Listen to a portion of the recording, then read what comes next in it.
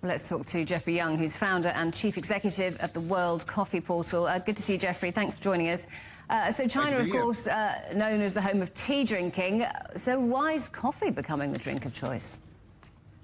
Well, coffee is a very trendy product worldwide, and it's just a sign of China's coming of age in sort of as a kind of a global powerhouse, an economic powerhouse, with people wanting to do what people are doing all over the world, and that's drinking a lot of coffee.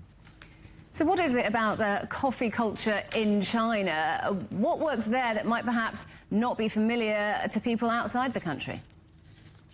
Well, I think there's just been a massive boom in coffee on a global stage. Starbucks was the leader, and Starbucks is leader globally. It has come into China and has created sort of momentum around sort of espresso-based coffee. Espresso-based coffee is the real trend.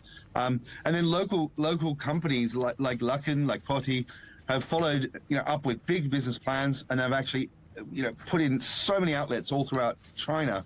And China is now getting a taste for this coffee. It's been led by the young consumers most of all, but also using a lot of tech.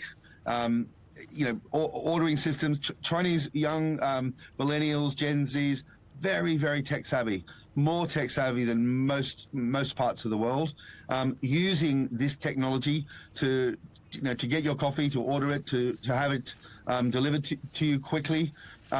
These are the things that have really made sort of coffee popular in China.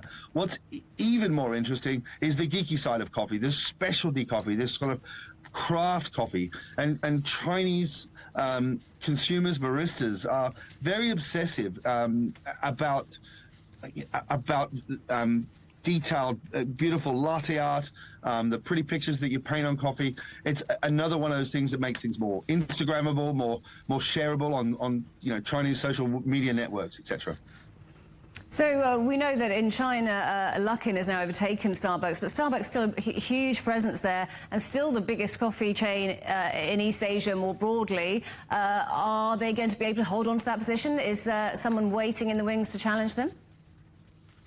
Well, I think it's very healthy that China is developing its own local coffee culture, and that will be interpreting some of the trends that Chinese consumers are going to enjoy.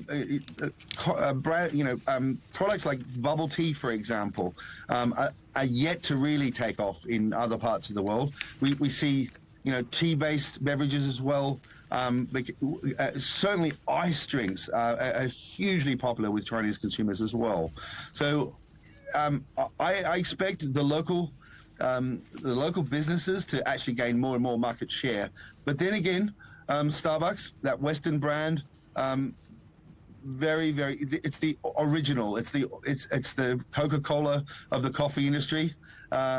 It's the original brand that will be popular. But I would predict that we're going to see a lot more very savvy, very well organized, very successful local brands coming to China, and Luckin, Coty, and others are going to be pushing more and more ahead.